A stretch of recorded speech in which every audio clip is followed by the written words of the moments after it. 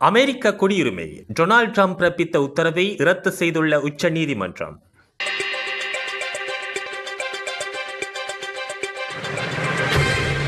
அமெரிக்காவுக்கு புலம்பெயர்ந்த தம்பதியருக்கு பிறக்கும் குழந்தைகளுக்கு பிறப்பின் அடிப்படையில் அமெரிக்க குடியுரிமை வழங்குவதை கட்டுப்படுத்தும் வகையில் அமெரிக்க அதிபர் டொனால்ட் ட்ரம்ப் பிறப்பித்த உத்தரவை அந்நாட்டு உச்சநீதிமன்றம் ரத்து செய்துள்ளது. 9 நீதிபதிகள் கொண்ட இந்த நீதிபதிகள் குழுவில் ட்ரம்பின் உத்தரவுக்கு ஆதரவாக 3 நீதிபதிகளும் அதற்கு எதிராக 6 நீதிபதிகளும் தீர்ப்பளித்துள்ளனர்.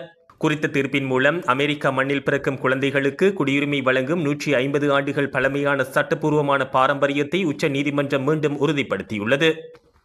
சட்டவிரோதமாக அல்லது தற்காலிக விசாக்களின் கீழ் அமெரிக்காவில் தங்கியிருக்கும் பெற்றோருக்கு பிறக்கும் குழந்தைகளுக்கு குடியுரிமை வழங்குவதை நிறுத்துவதற்கு டொனால்ட் ட்ரம்ப் முன்னதாக உத்தரவிட்டிருந்தார். அமெரிக்க அதிபர் டொனால்ட் ட்ரம்ப் தனது 2வது பதவிக்காலத்தில் முதல் நாளான கடந்த ஆண்டு ஜனவரி 20ஆம் தேதியன்று இந்த உத்தரவை பிறப்பித்திருந்தார். இருப்பினும் ட்ரம்பின் இந்த முடிவுக்கு எதிராக அமெரிக்க சிவில் உரிமைகள் அமைப்புகள் கடுமையான எதிர்ப்பை தெரிவித்ததுடன் அதற்கு எதிராக உச்சநீதிமன்றத்தில் பல வழக்குகளையும் தொடர்ந்திருந்தன.